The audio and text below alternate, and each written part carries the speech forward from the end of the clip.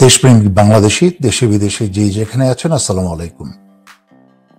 কিছুদিন আগে প্রধান উপদেষ্টা ডক্টর ইউনূস ১০০ দিন অতিবাহিত করার পরে জাতির উদ্দেশ্যে ভাষণ দিলেন। সমালোচনা অনেক কিছু করা যায়, তবে আমি শুরু করছি কিছু প্রশংসা দিয়ে। উনি চীনের কথা অত্যন্ত স্পষ্টভাবে উল্লেখ করে বলেছেন, চীনের সাথে সম্পর্ক স্থাপনের কথা, যার প্রশংসা করি আমি। উনি পশ্চিমাদের ভয়ে চীনের কথা উল্লেখ না করার কথা, কিন্তু সেটা উপেক্ষা করে উনি চীনের সাথে সম্পর্ক জোরদারের কথা বলেছেন।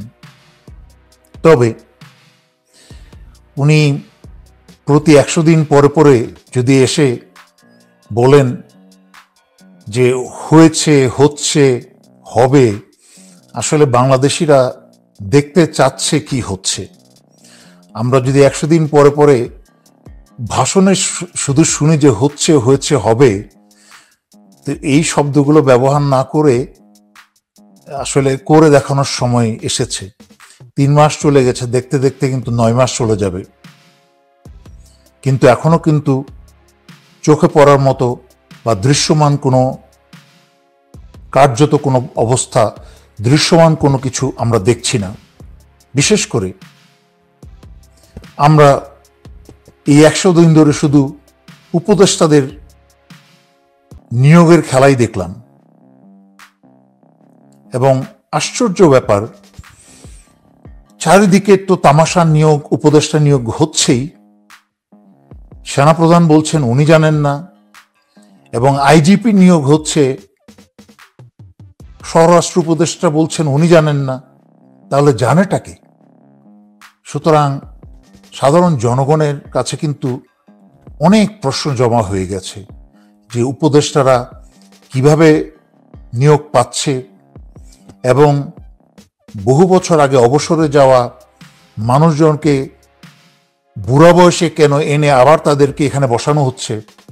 তাদের কাছ থেকে এরকম একটা বিপ্লবের পরে তড়িৎ গতিতে দ্রুত সিদ্ধান্ত নেওয়ার মতো যোগ্যতা আছে কিনা, তা সমগ্র বাংলাদেশিদের প্রশ্ন।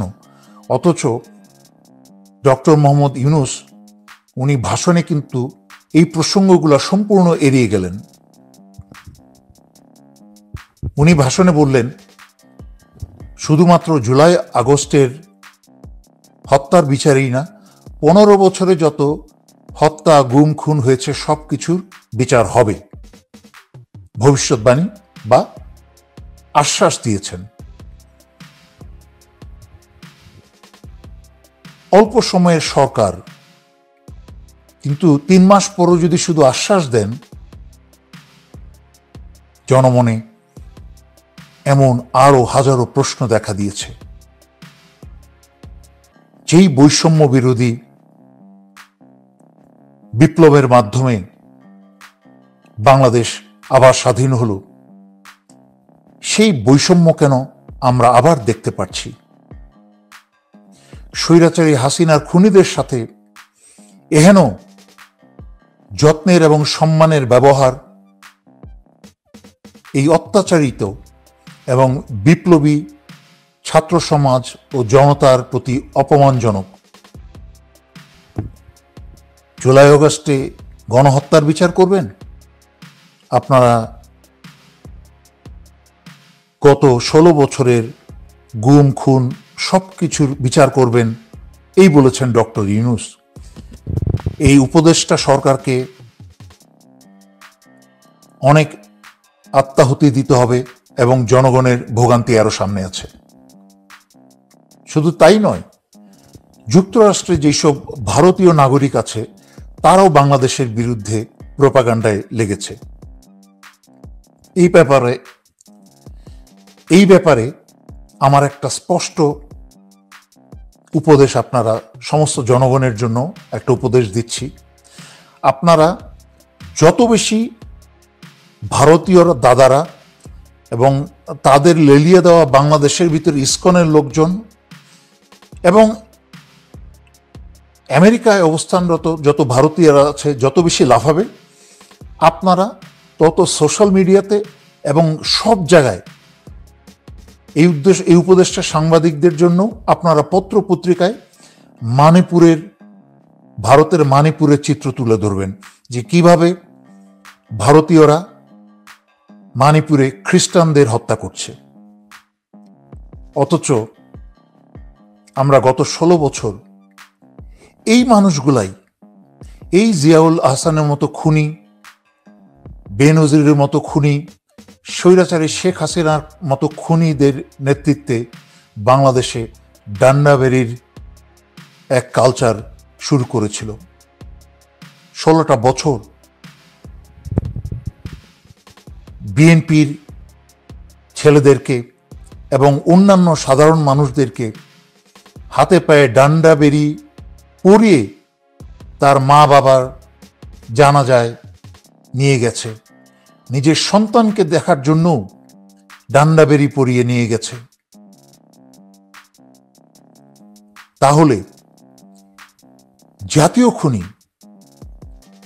এবং এই বিপ্লবে গণহত্যায় যারা জড়িত তাদেরকে কেন এত সাদরে এবং এত যত্নে সময় পার করা হচ্ছে? এই প্রশ্নের জবাব কি ডক্টর ইউনূস দেবেন? এই প্রশ্নের জবাব কি স্বরাষ্ট্র উপদেষ্টা দেবেন? আইন উপদেষ্টা দেবেন?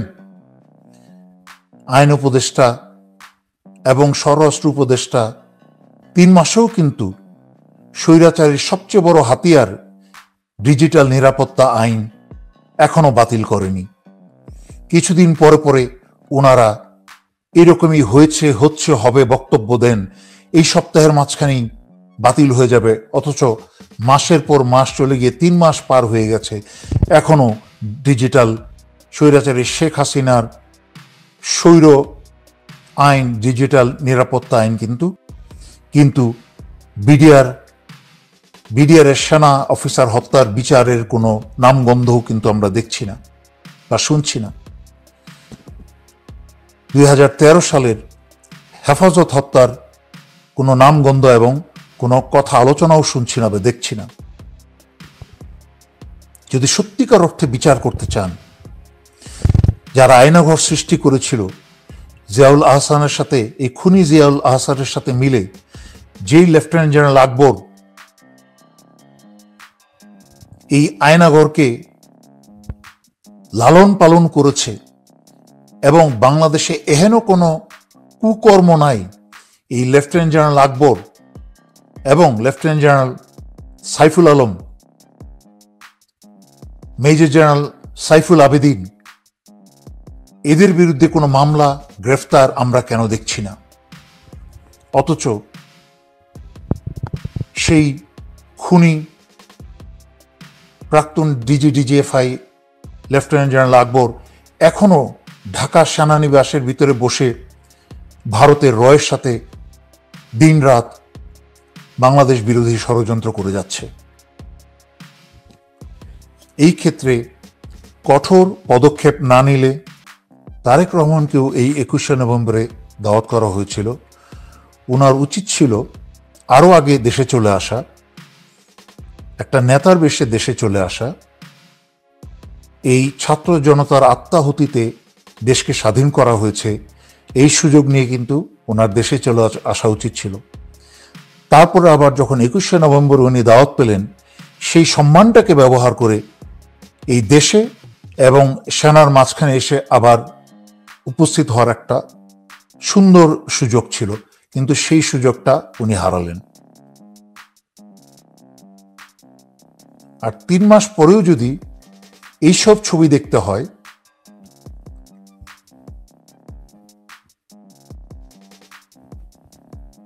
বাংলাদেশের ইতিহাসের এক অন্যতম খুনি, এক জল্লাদ,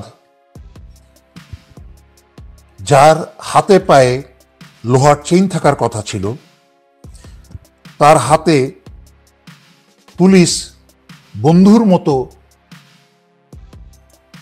দোস্তের মতো আদর করে স্নেহের সাথে একটা জাতীয় খুনিকে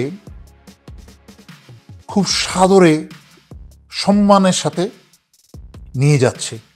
তার পোশাক, চেহারা, সুরত দেখে মনে হয় জামায়ে আদরে আছে যেখানেই তাকে রাখা হয়েছে। এবং উপদেষ্টা সরকারের জন্য আমার উপদেশ, স্বৈরাচারী শেখ হাসিনা যখনই ভারতে বসে এবং ভারতের সাথে মিলে বাংলাদেশের বিরুদ্ধে এবং ডক্টর ইউনূসের বিরুদ্ধে বা সমগ্র বাংলাদেশিদের বিরুদ্ধে যত বেশি ষড়যন্ত্র করবে, আমেরিকায় বসে ভারতীয়রা যত ট্রাম্পকে উস্কানি দেওয়ার চেষ্টা করবে, আপনারা ততবার বাংলাদেশে অবস্থানরত চাইনিজ অ্যাম্বাসেডরকে নিয়ে তিস্তা ব্যারেজে চলে যাবেন। 2 দিন পর মিটিং করবেন, চাইনিজদের সাথে মিটিং করবেন যে তিস্তা প্রজেক্টকে চাইনিজদের কাছে হস্তান্তর করা হচ্ছে। তাহলে দেখবেন মোদির কিন্তু কাপড় ভিজে যাবে এবং ভারতীয় দাদাদের লাফালাফি বন্ধ হয়ে যাবে। এই মোদি কিন্তু ওই আমেরিকায় যেসব ভারতীয় দাদারা আছে তাদেরকে হাতে পায়ে ধরে বলবে, তোমরা চুপ করো, তোমরা আর বাংলাদেশকে নিয়ে প্রপাগান্ডা বন্ধ করো। খালি তিস্তা ব্যারেজের যখনই লাফাবে তখনই তিস্তা ব্যারেজের কাজ শুরু করবেন, দেখবেন সমস্ত লাফানো বন্ধ হয়ে গেছে। এই বলে আজকে আমি এখানে শেষ করছি। ধন্যবাদ। আসসালামু আলাইকুম।